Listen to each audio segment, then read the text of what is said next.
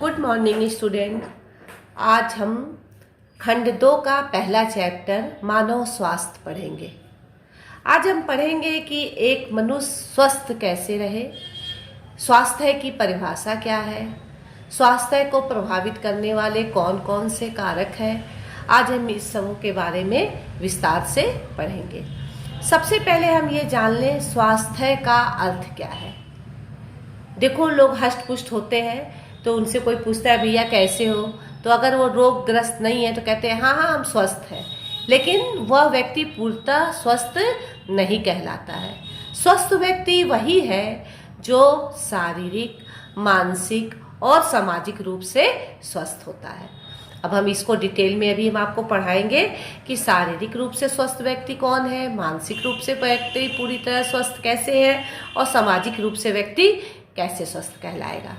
देखो, कहते हैं कि हेल्थ इज वेल्थ है, कि स्वास्थ्य ही धन है।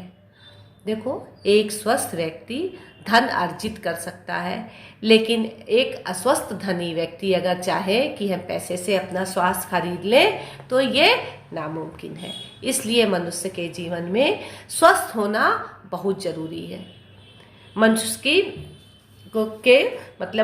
को जीवन को सुखमय बनाने के लिए स्वस्थ होना बहुत जरूरी है। अब देखो, शारीरिक स्वास्थ्य क्या है बेटा। शारीरिक स्वास्थ्य के अंतर्गत हमारे आँख, नाक, शरीर के जो अंग हैं सब पूरी तरह से स्वस्थ हों, हमारे लंबाई के हिसाब से हमारा वेट हो, है, हमारे वजन के हिसाब से हमारी लंबाई हो। ये सब चीज़ें शारीरिक स्वास्थ्य में के अंतर्गत आती हैं कि हमारे पूरे अंगों का स्वस्थ होना जरूरी है। अब देखो, दूसरा होता है मानसिक स्वास्थ्य। मानसिक स्वास्थ्य क्या है? देखो, एक छोटा सा उदाहरण देते हैं। किसी को बहुत जल्दी गुस्सा आता है, वो अपने गुस्से को काबू कर लेता है। कोई है बहुत जल्दी उग्र हो जाता है। उसका मानसिक असंतुलन आपको कोई व्यक्ति होती है अपने मानसिक असंतुलन को व्यवस्थित करता है, अपनी इच्छाओं आकांक्षाओं को जो है संतुलन स्थापित करके चलता है। मान लो, देखो, एक बच्ची है तुम्हारे क्लास में, अगर वो मानो दुपट्टा अपना पतला सा ओढ़ के आई, उससे तुम ये कहो बेटा तुमने दुपट्टा अपना पतला ओढ़ा हुआ है, थोड़ा सा इसको चौड़ा कर लो, तो एक नॉर्मल अगर लड़की है तो कहेगी कि सही, चलो उसे ठीक कर दो मेरा, है। और एक लड़की वो है जो अपने गुस्से को कंट्रोल नहीं करती है, वो तुरंत गुस्से में आके कहेगी तुमसे मतलब, हम जैसा पहने हैं वैसा ठीक है। एक तरह से उसको उत्तेजना जल्दी आई, तो वो व्यक्ति पूरी तरह से स्वस्थ कहलाता है जो मानसिक असंतुलन को व्यवस्थित करता है, अपनी इच्छाओं आकांक्षाओं को संतुलन स्थापित करके सकता है। अब होता है सामाजिक स्वास्थ्य। अब देखो, सामाजिक स्वास्थ्य क्या है। देखो, मनुष्य एक सामाजिक प्राणी है। हम जिस समाज में रहेंगे उससे हमको समाज में रहने की वजह से सामंजस्य बैठा के चलना पड़ेगा। अब हम जिस समाज में रह रहे हैं, देखो, हम अगर गांव में रहते हैं तो गांव के हिसाब से कपड़े पहनते हैं, गांव के हिसाब से रहते हैं, अगर गांव में हम शहर के हिसाब से रहें तो वहाँ लोग कहेंगे अरे, वहाँ के लोगों को अच्छा नहीं लगेगा ये चीज़।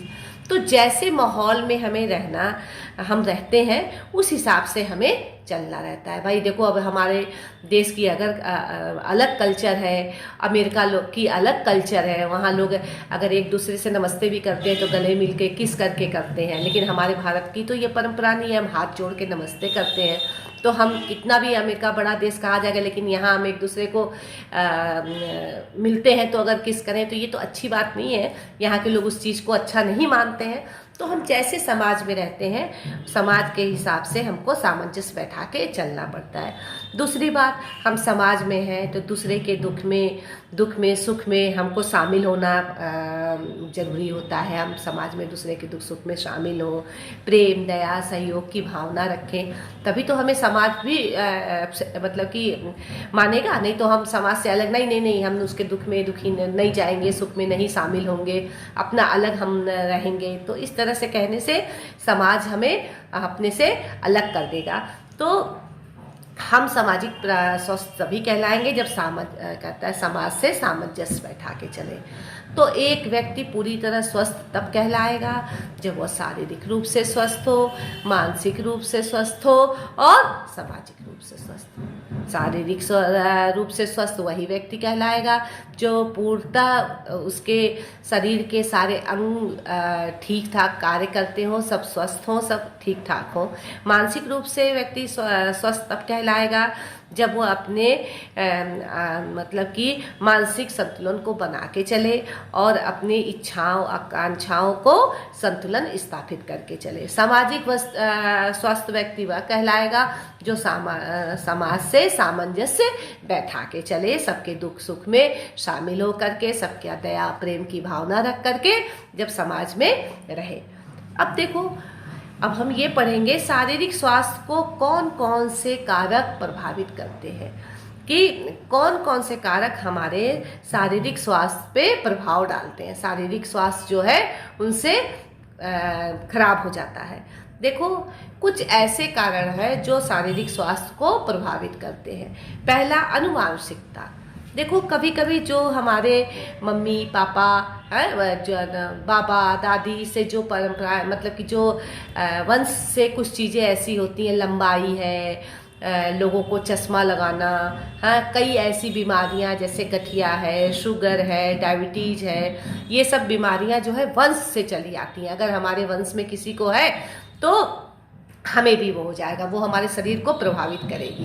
कहते हैं ना, मम्मी पापा पे गया है, इसकी हाइट मम्मी पापा पे पड़ गई है, इसकी मम्मी पापा चश्मा लगाते हैं तो बच्चों को भी चश्मा लग जाता है। मतलब डॉक्टर के पास जाओगी, कोई ऐसी कितनी बीमारी होती है तो पूछते हैं तुम्हारे खानदान में क्या ये बीमारी किसी को थी? तो कुछ ऐसी बीमारियां, कुछ ऐसी चीज़ें होती हैं जो हमें वंश से मिलती हैं। देखो, प्राकृतिक परिवेश। देखो, कहते हैं कि जो जहाँ हम रहते हैं वहाँ की जलवायु, वहाँ का वातावरण जिस प्रकार, वहाँ के आचार विचार परंपरा जिस प्रकार होती है वह हमारे शरीर को प्रभावित करती है। जैसे कि अगर हम बहुत तराई क्षेत्रों में हैं तो वहाँ पे मलेरिया अधिक फैलता है, बहुत गर्मी वाले क्षेत्र में है तो अनेक प्रकार की बीमारियाँ। तो इस तरह हम देखते हैं कि प्राकृतिक परिवेश भी जैसा है, जैसा हमारा वातावरण होगा वैसे हमारे शारीरिक स्वास्थ्य जो है उस तरह से हो जाता है। सामाजिक परिवेश। सामाजिक परिवेश के अंतर्गत क्या आता है कि जहाँ पे हम रह रहे हैं, जहाँ का हमारा परिवेश है, जहाँ हम रहते हैं, वहाँ अगल बगल सफाई है कि नहीं, नालियाँ वहाँ की साफ है कि नहीं, वहाँ सारे उचित प्रबंध हैं कि नहीं, ऐसा तो नहीं कि वहाँ बहुत गंदगी है।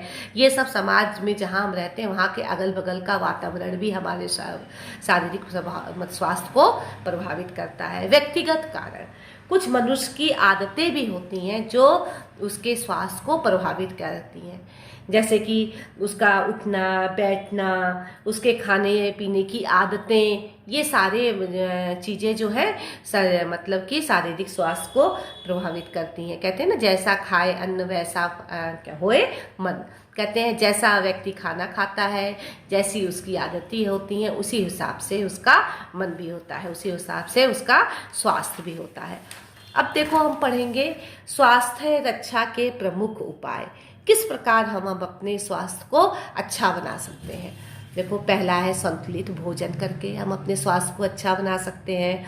हम ऐसा कार्य करें जिससे हमें रोग ना हो, अपनी आदतें अच्छी रखें, अपने कहता है तबीयत का ध्यान दें। रोगों से मुक्ति भी जो है हमारे स्वास्थ्य को अच्छा बना सकती है।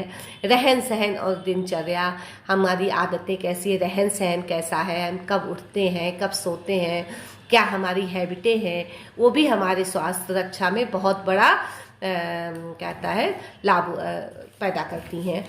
विश्राम और निद्रा। आदमी कहता है कि मनुष्य दिन भर काम करता है, उसके लिए विश्राम और निद्रा भी आवश्यक है। ये हमारे स्वास्थ्य को प्रभावित करते हैं, हमारे स्वास्थ्य को अच्छा बनाते हैं। व्यायाम। देखो, आजकल कहते हैं व्यायाम करिए, हैं, जो हमारे स्वास्थ्य के लिए बहुत लाभदायक है। सुबह उठ के थोड़ा व्यायाम करना चाहिए।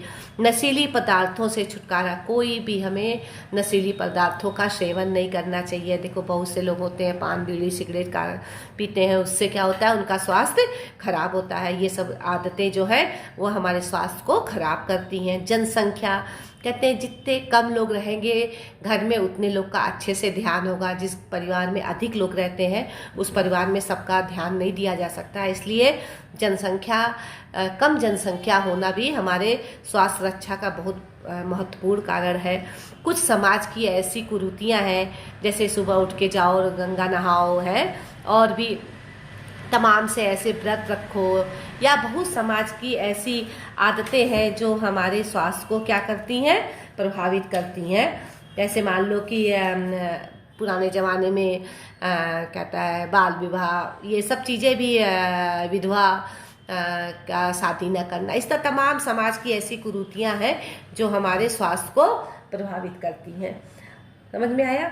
अब देखो हम पढ़ेंगे मानसिक स्वास्थ्य को प्रभावित करने वाले कारक कौन कौन से हैं जो हमारे मानसिक स्वास्थ्य को प्रभावित करते हैं। देखो अगर एक बच्चा छोटा रहता है, कहते हैं कि परिवार ही बच्चों का परिवार ही बच्चों का प्रथम पाठशाला माना जाता है। बच्चे जो परिवार से सीख लेते हैं वह मतलब परिवार में तो वो पहले रहते हैं और बाहर बाद में निकलते हैं, इसलिए परिवार से सीखा ही चीज़ वह बाहर दर्शाते हैं। देखो माता पिता से संबंध, देखो मानसिक स्वास्थ्य को क्या करें, पहले वो माता पिता से ही सारी आदतों को सीखते हैं कि हमारे अगर जिस घर में माता पिता से प्रेम रहता है, माता पिता अपने बच्चों का ध्यान रखते हैं, बच्चों की रुचि और आवश्यकता का ध्यान रखते हैं, तो बच्चा क्या होता है, चिड़चिड़ा नहीं होता है। मतलब तो वहाँ के बच्चे जो है अच्छे होते हैं, देखते हैं स्वस्थ होते हैं। जहाँ पे मनोरंजन का आदमी काम करते करते थक जाता है, उसके लिए कुछ ऐसा भी होना चाहिए, मनोरंजन का साधन भी होना चाहिए जिससे वो अपने मन को बहला सके।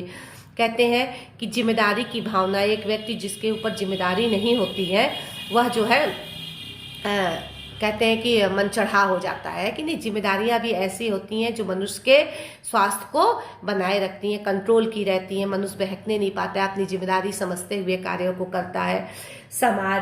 समाज में क्या कहलाता है कि मनुष्य जो है, समाज में भी व्यक्ति की मानसिक विकास परिवार के अतिरिक्त समाज भी इसमें बहुत बड़ा सहयोग निभाता है। इसमें क्या होता है कि आदमी जो है विद्यालय जाता है, आस पड़ोस के संपर्क में रहता है, वहाँ से भी क्या करता है कि वो मानसिक रूप से जुड़ा रहता है, अटैच रहता है। वहाँ पे जैसा विद्यालय का हमारा वातावरण रहेगा, जैसा हमारे आस पड़ोस के लोग रहेंगे, इस सब का प्रभाव हमारे मानसिक स्थिति पे पड़ता है। अन्य कारक में जैसे बेरोजगारी, धर्म निर्धनता, मतलब आदमी बेरोजगारी है तो उसका मन हमेशा खराब रहेगा, है निर्धनता है, गरीबी है तो हमेशा वह सोचता रहेगा, करे रहेगा। ये सारी आदतें जो है हमारे मानसिक स्वास्थ्य को प्रभावित करती हैं। समझ में आया? अब देखो हम पढ़ेंगे सार्वजनिक स्वास्थ्य। अब सार्वजनिक स्वास्थ्य क्या है? देखो सार्वजनिक जैसा नाम से पता चल रहा है, सार्वजनिक स्वास्थ्य मतलब जहाँ सभी जनता इकट्ठा हो, जहाँ पे सभी जनता इकट्ठा होती है, जैसे अस्पताल है, विद्यालय है, सिनेमा घर है, मंदिर है, वहाँ की सफाई का ध्यान रखना है। घर तो अपना सब साफ करते हैं, लेकिन जहाँ सारे जन इकट्ठा हों वहाँ की सफाई का ध्यान रखें, वहाँ उसको हम क्या करते हैं, सार्वजनिक स्वास्थ्य है। सार्वजनिक स्वास्थ्य इसका अर्थ है जहाँ सभी जन एक साथ इकट्ठा हों और वहाँ की सफाई का ध्यान रखें। देखो इसकी सफाई की आदत जो है हमें बचपन से घर से ही मिलती है। घर में ही हमें सिखाया जाता है यहाँ वहाँ नहीं थूकना चाहिए, छींकते वक्त जहाँ सारे लोग खड़े हैं छींकते वक्त मुंह पे रुमाल रखना चाहिए, खांसते वक्त मुंह पे रुमाल रखना चाहिए। जहाँ पे विसर्जन सारी चीज़ें विसर्जित की जाती हैं वहाँ पे ध्यान रखना चाहिए कि ऐसा नहीं कि नदी में हम जा कर के मलमूत्र विसर्जन कर दें, है ये सब चीज़ों का ध्यान रखना चाहिए। कूड़ा करकट अपने स्थान पे फेंकना चाहिए। खुले में कूड़ा मतलब अगर गंदा कूड़ा है तो उसे खुले में नहीं फेंकना चाहिए, उसे ढक के रखना चाहिए।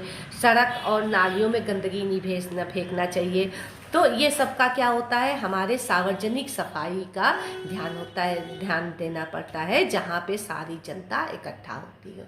कितने लोग देखो अपने घर में रहते हैं, 2 मंजिला 3 मंजिला मकान है और 3 मंजिले से कूड़ा फेंकेंगे, पूरे फ्लोर पे आता हुआ सड़क पे वो कीड़ा जो है वो क्या होगा, कूड़ा जो है वह बिखर जाएगा। इससे क्या होगा कि हम तो अपने घर सफाई किए, कूड़ा बाहर फेंके, लेकिन वही कूड़ा जो है सबके घर में चला गया, यहाँ तक कि वायु में, जल में मिल करके वो तुरंत वो क्या होगा, कुछ समय के बाद स्वयं हमारे घर में आ जाएगा और हमें क्या करेगा, रोगग्रस्त करेगा। इसलिए सार्वजनिक सफाई का ध्यान देना बहुत अधिक आवश्यक है कि जहाँ पे सार्वजनिक सफाई वह सफाई है जहाँ पे सारी जनता इकट्ठा होती है, हम उस जगह का सफाई का ध्यान रखें जिससे सारे मनुष्य स्वस्थ रहें, हम भी स्वस्थ रहें।